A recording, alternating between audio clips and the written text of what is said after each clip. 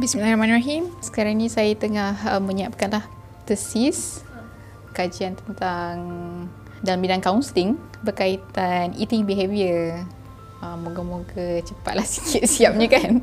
Dan sambil tu saya baru join Diploma Ta'limul Quran tahun lepas. Sekarang ni dah masuk juz 10. Yang tu dalam tahun 2025 macam itulah habis, insya-Allah. Jadi basically yang kalau nak kata tentang apa yang tengah buat sekarang ni, dua benda tu lah yang besar sekarang ni. Siapkan PhD dengan settlekan Diploma Ta'limul Quran.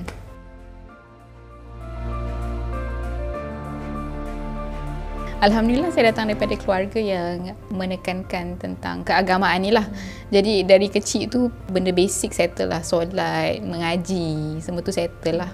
Cuma bila kalau kita cakap tentang situasi ataupun keadaan dekat Sarawak tu sendiri, exposure kepada ilmu keagamaan ni agak kurang lah. Bukan setakat tu, dari segi practicality pun agak kurang. Jadi dia lebih kepada journey bila kat sekolah tu mungkin nak cari sokongan kawan-kawan yang sama-sama, jom kita belajar tentang agama tu agak mencabar jugalah. Tapi benda basic tu settle lah sebab datang daripada family yang memahami kan.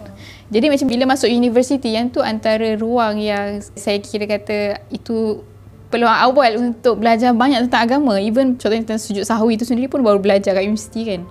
Dan waktu tu especially UIA, kita memang ada usrah, jadi macam benda tu flourish. Dan waktu tu bila join usrah memang ada slot ataupun ada bahan yang kita kena baca tafsir, basically juz amal lah kan time tu. Jadi memang ada syllabus lah kata dalam usrah tu sendiri. Kita cuba memahami surah-surah dalam Quran lah, basically daripada juz 30. Jadi yang tu exposure awal lah tentang Quran. Jadi kalau kata tentang pengalaman waktu tu lebih kepada input lah. Kita tahu surah ni cakap tentang ni, surah ni cakap tentang benda ni. Dan bila habis belajar di uni, mula masuk dunia pekerjaan, yang tu antara turning point saya yang saya rasa malu saya tak faham Quran. Sebab waktu tu, sebab saya tak ada background bahasa Arab, saya bukan daripada sekolah agama kan. Dan waktu tu kat hospital bila mula-mula nak belajar tu, waktu tu saya perasan saya banyak belajar benda baru dari sudut penyakit. Mungkin beberapa universiti dulu tak adalah belajar, walaupun dari segi prinsip pemakanan, sebab saya bidang dietitian kan, dari segi prinsip pemakanan tu mungkin lebih kurang lah idea kan. Tapi cuma bila jumpa dengan perkataan-perkataan baru berkaitan dengan medik tu, nak kena explore, nak kena baca banyak kan. Waktu tu yang terdetik dalam hati saya, kenapa usah payah nak belajar bahasa Inggeris semua ni untuk medik kan, tapi Quran bahasa Arab pun tak faham kan. Waktu tu saya semalu. Lepas tu saya ingat lagi momen tu, saya terus balik ke office, saya terus Google, saya cari bahasa Arab Quran. Dan waktu tu saya jumpa, saya terus beli lah. Waktu tu ada seorang ustaz ni jual VCD bahasa Arab Quran. Yang tu saya punya journey yang pertama untuk mula faham Quran lah. Saya nak start dengan faham bahasa Arab tu sendiri.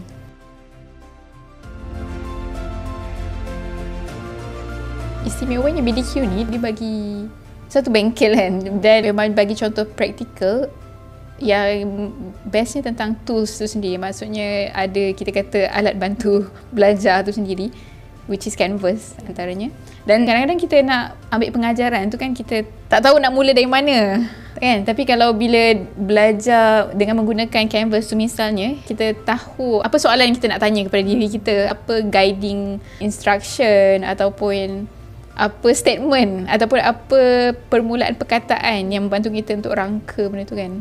Contohnya dengan tentang peringatan, start dengan perkataan ingat kan. Kalau rahmat tu kita boleh kaitkan dengan doa ataupun petunjuk, macam mana ayat ni bagi petunjuk kepada hidup saya kan.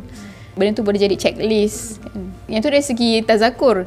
Dari segi tadabbur tu sendiri sebenarnya satu benda baru lah yang saya belajar daripada BDQ, yang mana sebenarnya kita boleh melihat setiap ayat Quran tu dari 3 aspek kan. Macam mana ayat Quran ni membantu saya untuk mengenali Allah Subhanahu Wa Taala. Dan itu sangat penting sebenarnya, sebab selama ni saya rasa mungkin saya belajar agama dengan melihat kepada hukum hakam. Contohnya apa yang boleh, apa yang tak boleh, apa yang saya kena buat, apa yang wajib, apa yang haram kan. Tapi pengenalan tentang siapa Allah Subhanahu Wa Taala tu sendiri sangat kurang. Lepas tu amazed bila belajar tentang tadabbur ni, sebenarnya setiap ayat Quran tu sepatutnya membawa kita untuk mengenali Allah. Sebenarnya setiap ayat Quran tu ada point yang mengenalkan kita siapa Allah. Jadi saya rasa sangat impactful lah tentang tadabbur AIS tu. Maknanya nak melihat macam mana ayat Quran tu bawa saya mengenali siapa Allah, kemudian apa posisi saya sebagai hamba, apa yang saya kena buat, macam mana saya nak sami'na wa ata'na terhadap ayat ini, bukannya sami'na wa asaina.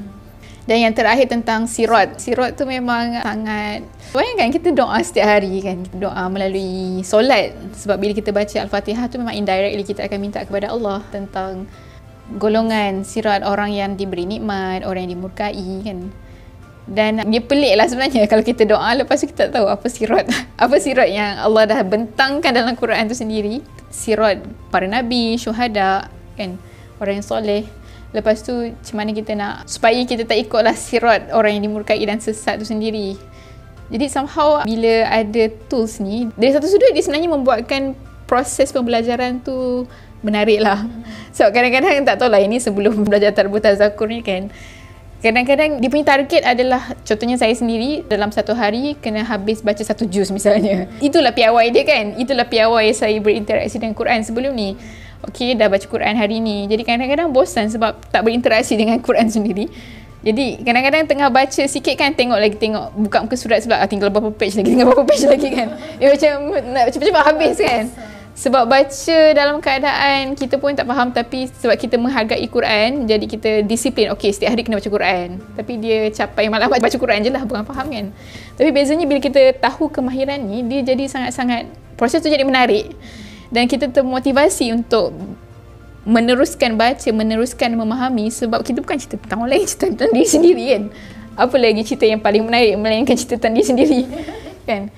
Jadi basically BDQ ni ataupun daripada bengkel tadabbur tazakur ni, dia bagi kita tools lah, alat untuk memudahkan untuk buat proses tadabbur dan tazakur ni. Dan bila kita ada kemahiran ni, dia akan proses nak faham Quran tu jadi satu benda yang kita ternanti-nantikan setiap hari. Actually apa lagi panduan untuk saya hari ni?